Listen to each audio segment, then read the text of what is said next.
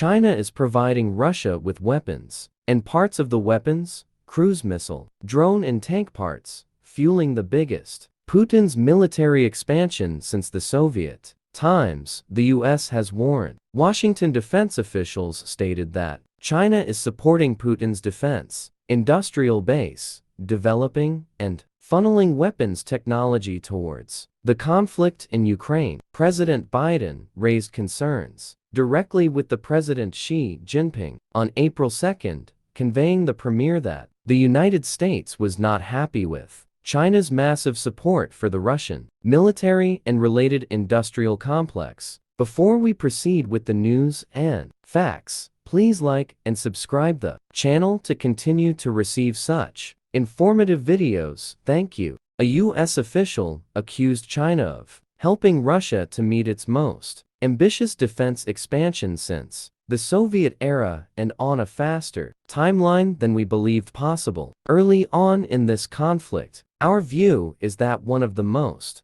game-changing moves available to U.S. at this time to support Ukraine is to persuade China to stop assisting Russia to reconstitute its military-industrial base. Russia possibly cannot or would struggle very hard to sustain its war effort without Chinese input. China is accused of providing Moscow with industrial tools to increase its ballistic missile production, which has allowed President Putin's forces to outgun Ukraine on the war grounds. Beijing is also thought to have supplied Russia with all sorts of weaponry starting from drone engines, cruise missile turbojet engines, and nitrocellulose, a chemical compound used to make propellants for weapons. U.S. agencies believe Chinese and Russian companies have worked together to produce drones inside Russia, while Chinese companies have worked to improve Russia's satellite and space-based capabilities and supplied satellite imagery for military purposes.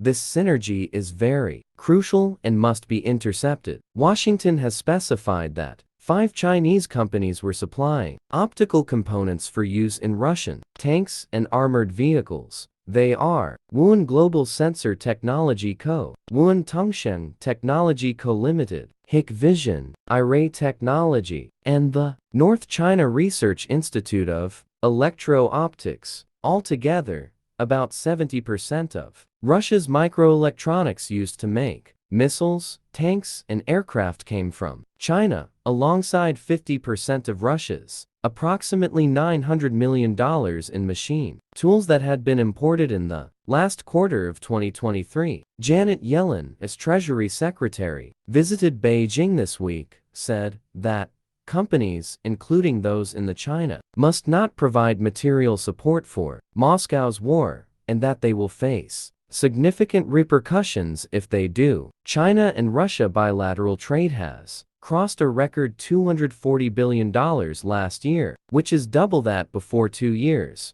according to Bloomberg, as supplies of goods and materials from the West have been stopped by Western sanctions. At the same time, Russia has boosted exports of coal and oil to China. Antony Blinken, the U.S. Secretary of State, is likely to travel to China later this month for talks in his second visit in less than a year. Qin Gang, China's foreign minister, said last year that it would not sell weapons to either side, reporting it had assumed a prudent and responsible attitude, and that his country would also control the export of items with dual civilian and military use in accordance with laws and regulations. While their actions on present day does not support their claim, China slapped sanctions against 2 American arms manufacturers, General Atomics Aeronautical Systems and General Dynamics Land Systems, over their supply and arms provision to Taiwan.